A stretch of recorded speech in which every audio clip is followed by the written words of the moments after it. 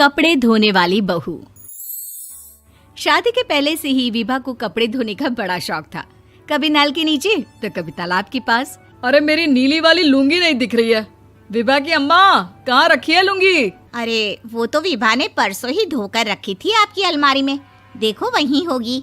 वो ना मैंने आज धो दी, मुझे लगा कि गंदी हो गई होगी।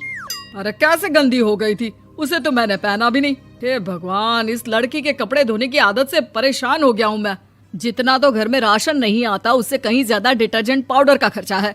इसकी शादी करवा दो, शादी जाए अपने घर में ही करे काम, फिर चाहे घर के कपड़े धोने हो या पूरे गांव के। हाँ ठीक बोल रही हूँ, देखता हूँ मैं कोई लड़का। वो दिन भी आ जाता है जब विभा को देखने लड़के वाले आ जाते हैं। लड़की मुझे अच्छी लगी। होने वाली सास कहती है, बेटी अगर कुछ पूछना है तो पूछ लो। वैसे तो हमारी लड़की बहुत ही शर्मीली है, जो बोल दो वो मान लेती है, इसे क्या पूछना होगा। अरे कैसी बात कर रही हो माँ, मुझे इन लोगों के घर रहना है, सवाल तो कई है। हाँ हाँ बेटा, पूछ लो ना, क्या पूछना है। आप लोगों के घर कपड़े कौन धोता है? सास का मुंह बन जाता है। देखो, अगर तुम ये कहना चाहती हो कि तुम्हें कपड़े धोने नहीं आते तो सुन लो, कपड़े मैं ही धोती हूँ, लेकिन तुम्हारे आ जाने के बाद मैं रुमाल तक नहीं धोऊंगी। अरे चुप रहना भाग्यवान, बहू बेचारी घर आई नहीं, उसे डराना शुरू कर दिया। वो क्या है ना बिटिया, अभी तक तो ये कल्लू की माँ ही धोती थी, लेकिन अब तुम्हारे पापा तो दहेज में वॉशिंग मशीन देंगे ही। तभी विभा की माँ बोल पड़ती है, सवाल भी पूछा तो क्या। वैसे भाई साहब, मशीन की तो फिर भी कपड़े धोने की कैपेसिटी होती है। मतलब जो बिटिया दे रहे हैं ना विभा, इसे कपड़े धोने का बहुत शौक है। ये आप लोगों के क्या, आस पड़ोस गांव मोहल्ले सबके कपड़े धो दे और उफ तक ना करे। बाहर देखा नहीं आपने कितने कपड़े सूख रहे हैं? सब हमारी बिटिया ने ही तो धोए हैं। बस भी करो ना माँ, शर्म आ रही इतनी तारीफ सुनकर। और तो और एक दाग निकाल कर दिखाओ तो मान जाऊं। हाँ अच्छा, माफ करना बेटा, मैंने गलत समझा। हमें तो रिश्ता बहुत पसंद है। और ऐसे जुड़ जाता है रिश्ता कपड़े धोने का शौक रखने वाली विभा का। उसकी शादी हो जाती है कोयला फैक्ट्री में काम करने वाले कल्लू के साथ। शादी के बाद अचानक विभा चिल्लाती हुई सास के पास आती है। सासू माँ, अरे सासू माँ कहाँ है आप? ये तो धोखा है, धोखा दिया आप लोगों ने मुझे। इसे ससुर के चक्कर के बारे में पता चल गया। अरे तो उसमें तुझे क्यों धोखा मिला है? अरे नल में पानी नहीं आता, कपड़े कैसे कब धुलेंगे? अच्छा, तू पानी नहीं आ रहा उसकी बात कर रही है। तो आपने क्या सोचा? कुछ नहीं। अच्छा, तेरी माँ ने कहा था कि कपड़े धोने का शौक है तुझे, याद आया मुझे।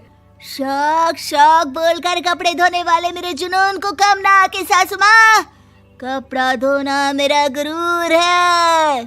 तभी पति भी वहाँ आ जाता है। अभी मैंने इसे सनी देओल की फिल्म दिखाई है, उसी के डायलॉग मार रही है माँ। अच्छा सुन, साफ साफ बता रही हूँ, पानी सुबह 4 से 6 और शाम को 10 से 12 आता है, समझी? विभा टाइमिंग सुनकर हैरान हो जाती है। ये क्या भूतों का मोहल्ला है?